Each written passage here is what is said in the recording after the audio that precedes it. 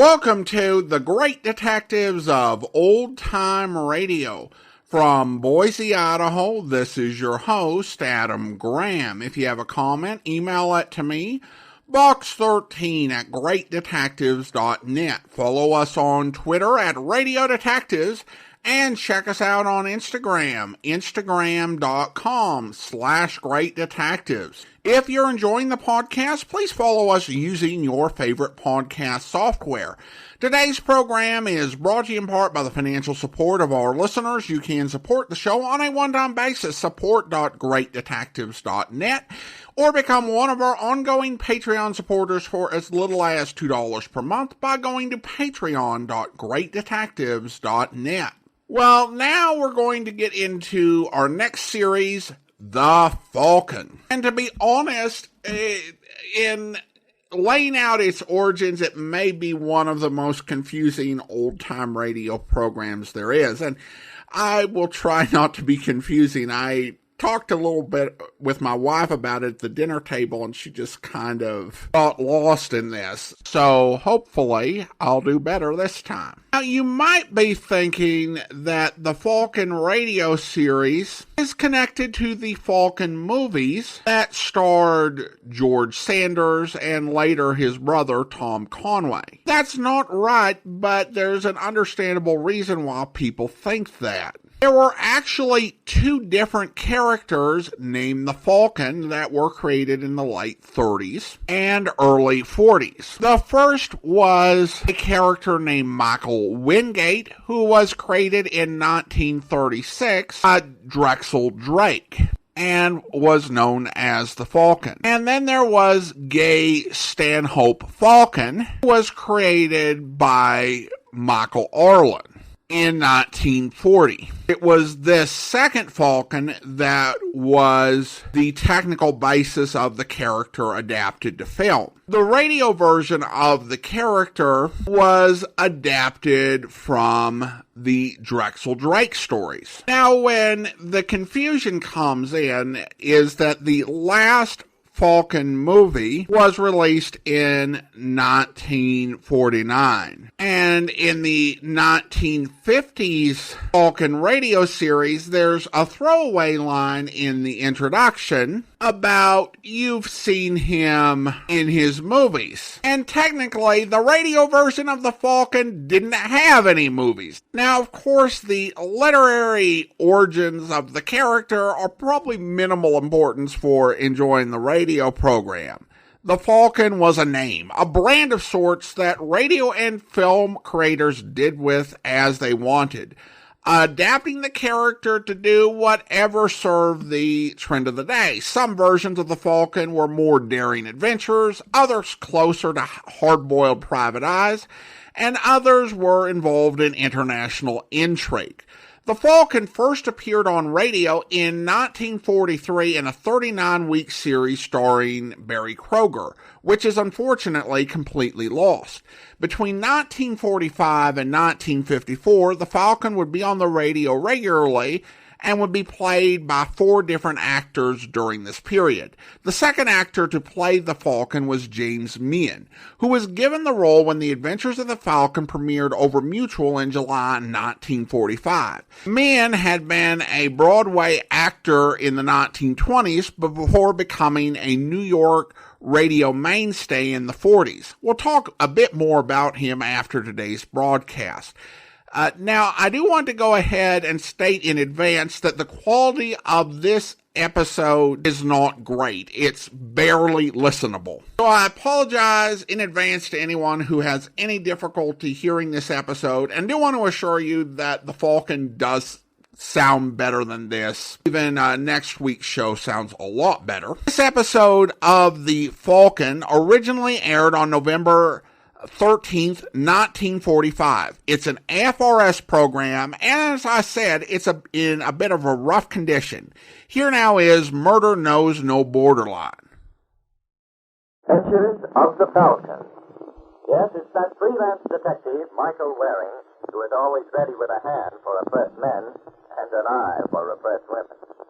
Join the Falcon as he learns Murder Knows No Borderline. Hello? Yes, this is the Falcon. Oh, Maggie, I'm glad you called. I wanted you to know I'm leaving for Mexico by train tonight. No, you can't come along. No, there's no use arguing, dear. I'm going alone. I've seen so much murder these last few weeks that this is one trip I'm going to share with nobody.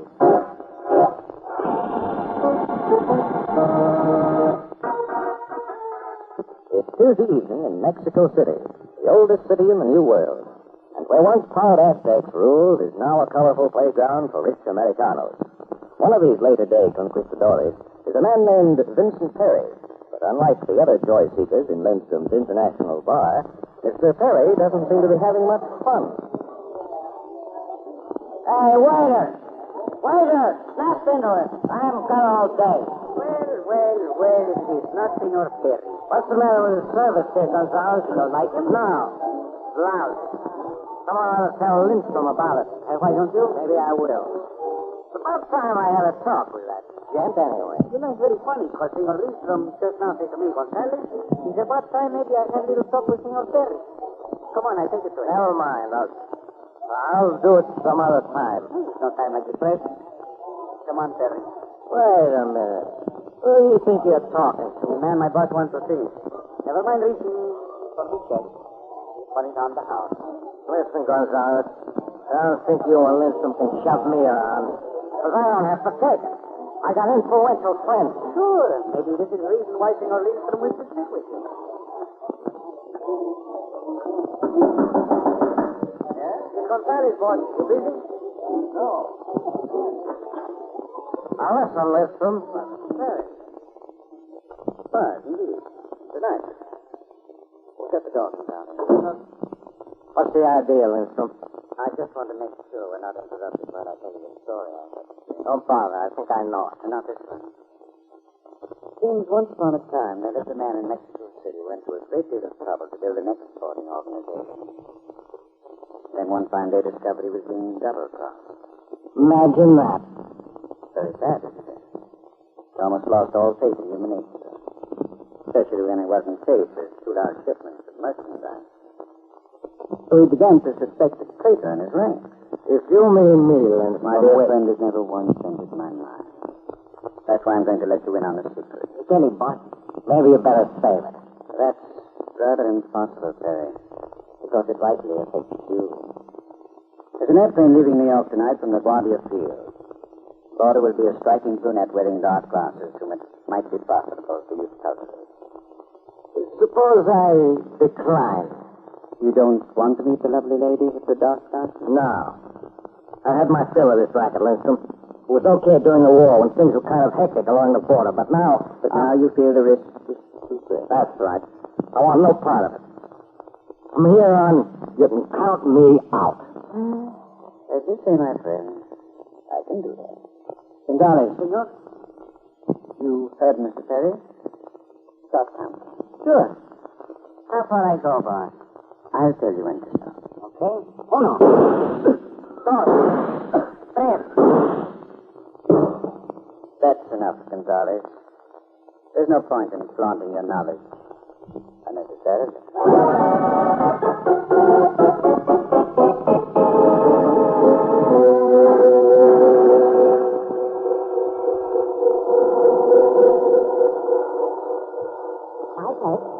Michael. Yes, Maria. Look. There is Popocatépetl. There's who? Popocatépetl. The most famous of all Mexican volcanoes. Well, Moctezuma himself worshipped there. Fancy that. It does not impress you? Well, ancient history is all right in its place, Maria, but modern-day Mexico has so much more to offer. For example? You. Just think of it. A few short hours ago, you were just the beautiful lady with dark glasses. Don't say that. Must you make me sound like a woman of mystery? Well, you are, Maria. Why do you wear them all the time? For a very unglamorous reason. My eyes are strained. Oh, that's a shame. But it gives me an opportunity to play seeing-eye dog when we get to Mexico City. But, Michael... Don't worry, Maria. I've been excellently trained. And gentle and guaranteed housebroken. Where are you staying? At That's like a hotel. Good. I'll pick you up there at 10. But, Michael, I had a previous engagement. An old friend. Oh, forget him, dear. For the next 24 hours, just consider yourself engaged to me.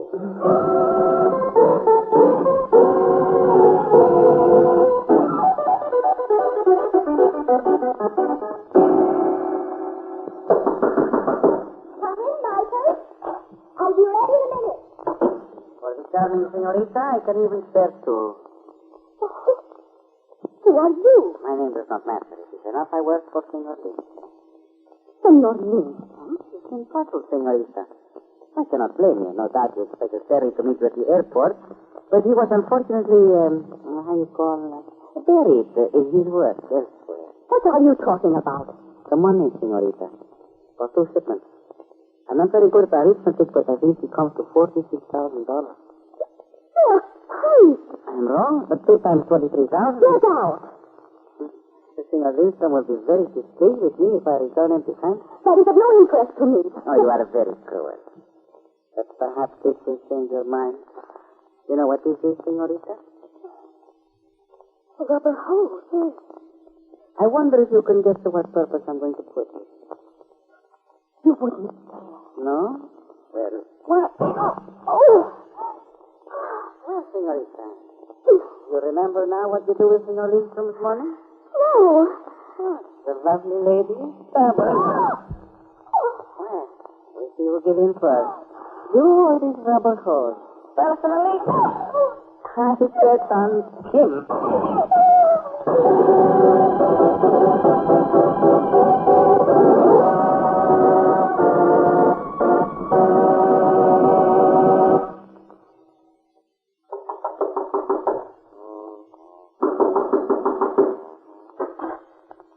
Is anybody home? Oh, Michael. Michael. No, Maria, there's no reason to be that overwhelmed. The idea of sitting around in the dark. I prefer it. Well, that's ridiculous, dear. No wonder you're down in the dumps. Where's the light switch? Please, Michael, don't turn it on. All the better to... Maria. Maria, what happened? Nothing. But your face. I tell you it was nothing. Don't give me that. What went on here? A man. Go on. He beat me, Michael. He beat me until I was unconscious. Who was it? I don't know. Well, what did he want? I don't know that either. He just said he came to collect the money I owed Senor Lindstrom for 2 shipments. Senor Lindstrom? I've never heard that name before. What about those 2 shipments you mentioned? I have no idea what he was talking about. Then suppose I try to find out. Oh, no, don't leave me, Michael, please. I'm sure it was all a mistake on the part of Senor Lindstrom. Well, if it was, Angel, there's nothing like a good, strong left to set things right.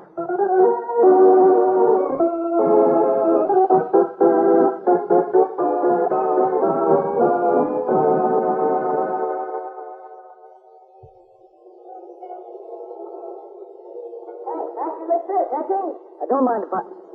Bertram. Huh? Bertram, it's Mike Waring. Look, mister, you got the wrong character. My name is, Acapulco Santapancho Diaz. Take off the beard, Grandpa. I know you. Oh, look, Falcon, I'm a victim of circumstance. I absolutely don't know nothing about Duke Malloy's missing 5 Gs. Any suspicions the DA may have are wholly unwarranted, not to mention purely coincidental. Well, I'll tell him that if I see him. You mean you ain't looking for me? Not this trip. Then what do you mean scaring the guy after death?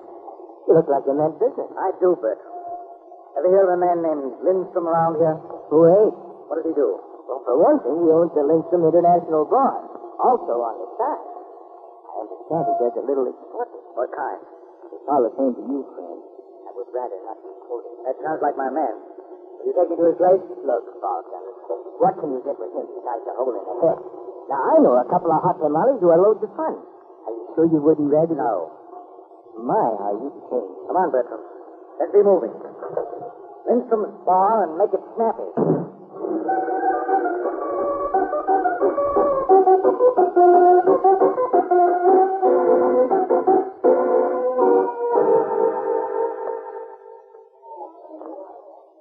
Senor, you are looking for someone, maybe? Is Lindstrom in?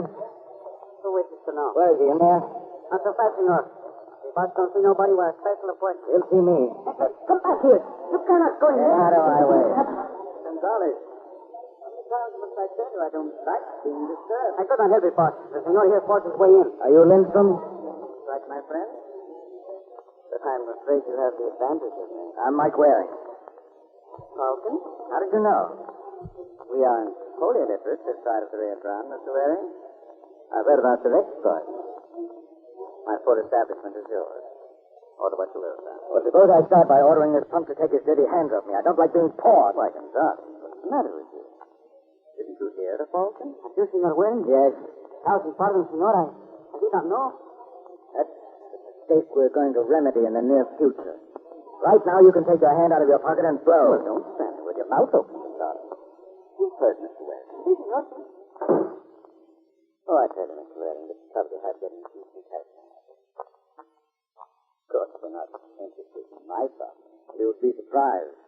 I'd like nothing better than to make mine. Not for you to say that. Can I offer you a cigarette? No, thanks.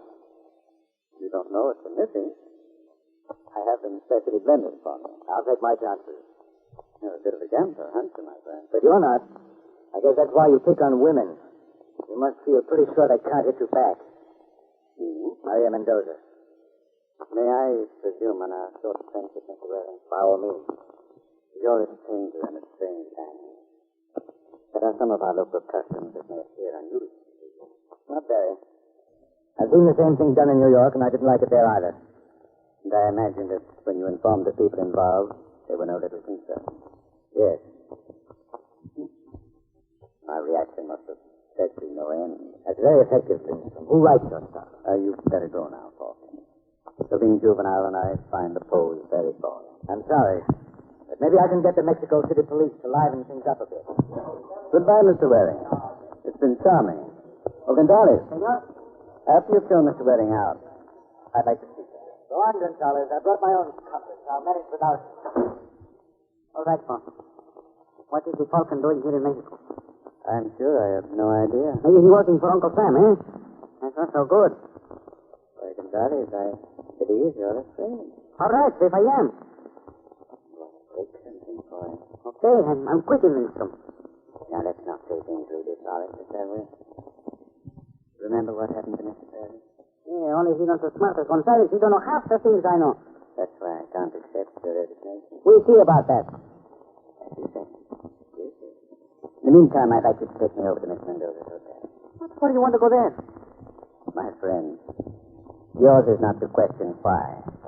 Yours is but to do and... You know, Gonzales, it's rather a pity your knowledge of English verse is so limited.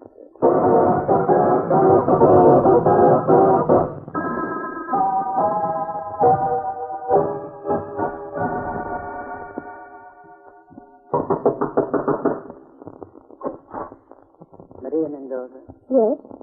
I hope you'll pardon the intrusion, but I'd like a few words. Did Michael Waring send you? Only indirect. My name is Paul Lindstrom. I can't blame you for being startled, Maria. Oh, I may take that liberty, I hope. But what do you want here? A great deal of confusion seems to exist. Most of it about you. Naturally, it's from mutual interest declared in trust. Oh. There? No. No, thank you. Please, especially blended. Allow me. They're very strong. You get used to it. Where was I? Oh, yes. We were about to clear up the mess. Do you always wear dark glasses? Of course not. Just that recently I've been having trouble with my eyes. Oh, dear. I'm afraid I owe you an apology. It's obviously a case of mistaken identity. It's really most embarrassing. What? I said it was really... Maria. What's the trouble? I don't know. I heard it skimming. Hey, boss, how much more I got to wait out here? Oh, Mr. Lindstrom. Yes, my dear? That's the man who beat me. Where? Don't you see him? He's coming past me. You're imagining things, Maria. Hey, what's the matter for her? Don't you hear him? Yes. No, don't let me this way. Get him out of here. My dear girl, you're troubled with an obsession. You must fight back. What's that? Yes. Destroy the illusion. Hey, what kind of monkey business is this? The choice illusion. You know how, Maria? Yes. What did I do? Quick, give me the gun. Gun? Hurry, my dear. We must act fast before the police discover Mr. Gonzalez. Gonzalez? Where is he? Right at your feet. Isn't it strange how you can miss him now? You certainly didn't miss him before.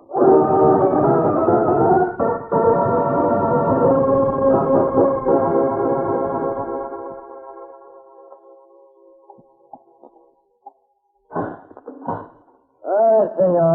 You may have 5 minutes. Thank you, officer. Oh, Michael. Hello, Maria. Oh, Michael. What am I going to do? Don't you worry, dear. I'll get you out of here somehow. I murdered that man. You didn't. Now remember that. You can prove it? Well, not at the moment, but I'm going to. Anyway, what makes you so positive you killed him? When I looked down, I had the gun in my hand. The point is, how and when did the gun get in your hand? I don't know. Now, Maria, you've got to give me a little help. Gonzalez got it right between the eyes. You ought to remember if it was your gun. I don't think so. Well, where did it disappear to after the shooting? Did Lindstrom take it from you? I can't remember. Angel, you've got to. I tell you, I've forgotten everything. We were sitting alone talking. You and Lindstrom? Yes. Go on. I was frightened, but he was very gracious. He offered me a cigarette. Yes? And suddenly I saw that afterwards. You mean Gonzalez? And then I heard a shot. That's what I'm after. What happened after the shot? I tell you, I don't know. Maria, you've got to pull yourself together. You're no help to me this way. Oh, please, leave me alone. I can't remember a thing.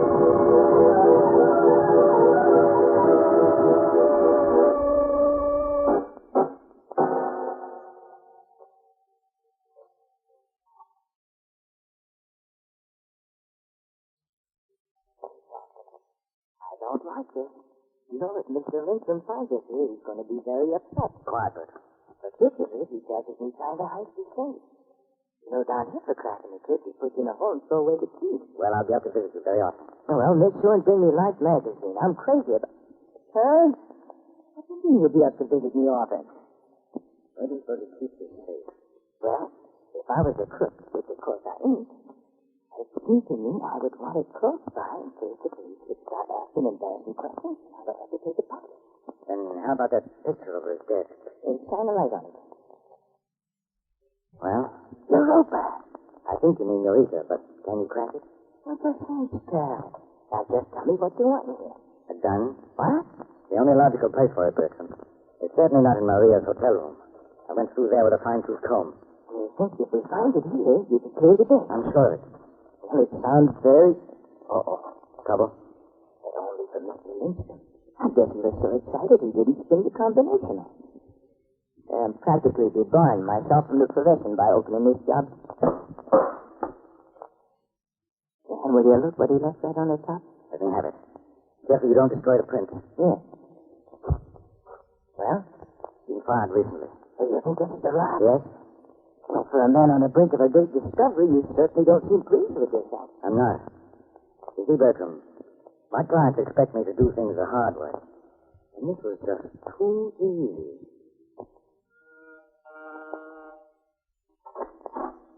Well, this is Mr. Waring. What brings you here, my friend? I've come to sue for peace, Lindstrom. I take it and you surrender. Unconditionally. What are your terms? Sit down. You're very generous to a defeated foe. Not at all. Cigarette? I'll stick to my own brand if you don't mind. I imagine they're a lot safer. I'm afraid I don't follow you, Waring. I'd be a sap if I didn't learn anything from Maria's experience. She was doped, wasn't she? You know, you couldn't prove that in court. I know. But there's no harm in admitting it between friends. You take too much for granted, Falcon. We're not friends. Our status at the moment is victor and vanquished. Try not to forget it, that's good, chap. I'll do my best. Well, what's the deal? That's where you're wrong again. You're not getting any. What? Unfortunately, I need a scapegoat. I think Maria will do very well under the circumstances. But you can't let that girl hang. I can, and I will. I hate to disillusion you, Mr. Waring. She murdered Gonzalez in cold blood. That's a lie. I ought to know. As you pointed out, I was the only one there. My poor Gonzalez didn't have a chance. Couldn't possibly have seen her pull out the gun. His back was towards her all the time. Is that going to be your story? Naturally. I always say, honesty is the best power. Funny.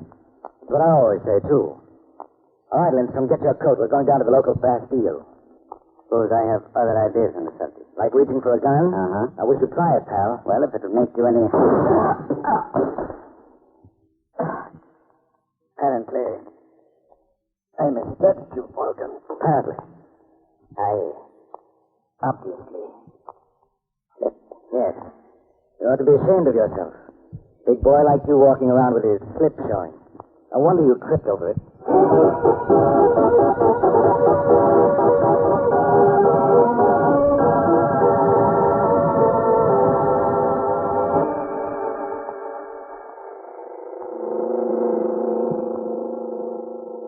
Any place in particular you want to see, Falcon? Don't keep driving, Bertram.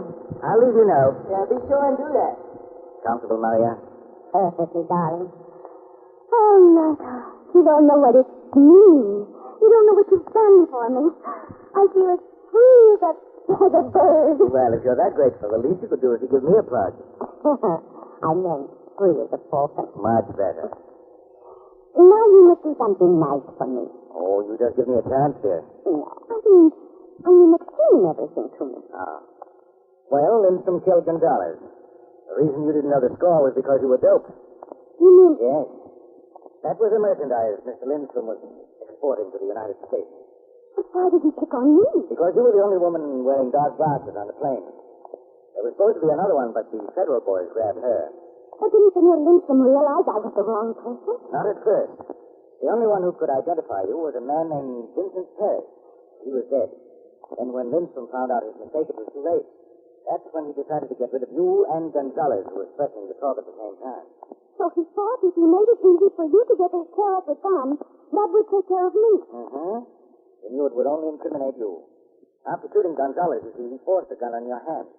Then he salted it in his safe where I'd be sure to find it. Well, what was Senor Lindstrom's slip that you mentioned? Remember in your cell, I told you that Gonzalez was shot between the eyes? Well, according to Lindstrom, Gonzalez never even saw you pull a gun. He never knew what hit him. The only way that could work out is if you shot him in the back. Oh, you are wonderful. If there was only some way I could show my appreciation. Oh, there is, darling. Oh, Bertram. Yeah, what do you want, Falcon? Can you pull down your shade? What for? The little lady and I are about to do some work on hemisphere solidarity, and we don't want any good neighbors.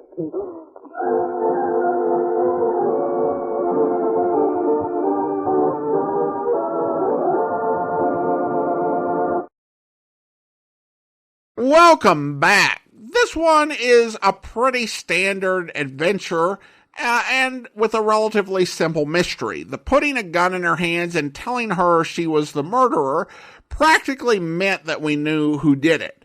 The only question was how. More interestingly, we get a look at Michael Waring's style. You get a sense right away of him being a ladies' man and also being very intimidating. When hardened criminals start thinking about bugging out because you showed up in a foreign city you have no jurisdiction in, you know you're a tough guy. Now, James Meighan, who played Waring, had a couple of interesting roles. He starred in Alias Jimmy Valentine, which was a radio series based on an O. Henry story, and it was produced by the Hummerts in the 30s. Like Carl Swenson, he made the rounds on the soap. He played the male lead, Larry Noble, on Backstage Wife, and the nephew of Just Plain Bill on another soap. He was also the real-life nephew of silent film star Thomas Meighan. So Meighan was definitely a competent actor, and he would end up starring as the Falcon for 2 years. And as I mentioned at the start of the program, we do have another episode of his run that is thankfully in much better condition. Well, now it's time to thank our Patreon supporter of the day. And I want to go ahead and thank David. David has been one of our Patreon supporters since January 2019. Currently supporting the podcast at the Detective Sergeant level of $7.14 or more per month. Thank you so much for your support, David. And that will do it for today. We'll be back next Monday with another adventure of the Falcon. But join us back here tomorrow for the start of another Yours Truly Johnny Dollar serial where... You won't seem to listen to reason. And right now, it's a particularly bad period for us. How come? Forbes seems to be in one of his party-giving moods. He has them every once in a while. About 3 weeks at a time, a big party every night wherever he happens to be. Then he quiets down for a month or two. Yeah, probably resting up. But how come he's in Cape Town now? Who knows? Who knows why he goes anywhere he does? Oh, brother, sounds like a real character. Yeah, but what we want you to do is to talk him out of being a character long enough to put that diamond in a safe place and to keep an eye on it until he does. We got a plane reservation for you tonight at midnight. Tonight? Now, just a minute. Now, look, if it's the money you're worried about, don't be. This means a lot to us. We're willing to pay accordingly. Joe, you may not believe this, but I wasn't thinking about the money. Then what? Those 3 men who got killed over that diamond. You told me about them over the phone. Oh, that. Look, the diamond's 50 years old. Those 3 killings were 20, 30 years ago. Just the same, 3 is always a crowd. And I wouldn't like to... I hope you'll be with us then. In the meantime, do send your comments to box13@greatdetectives.net.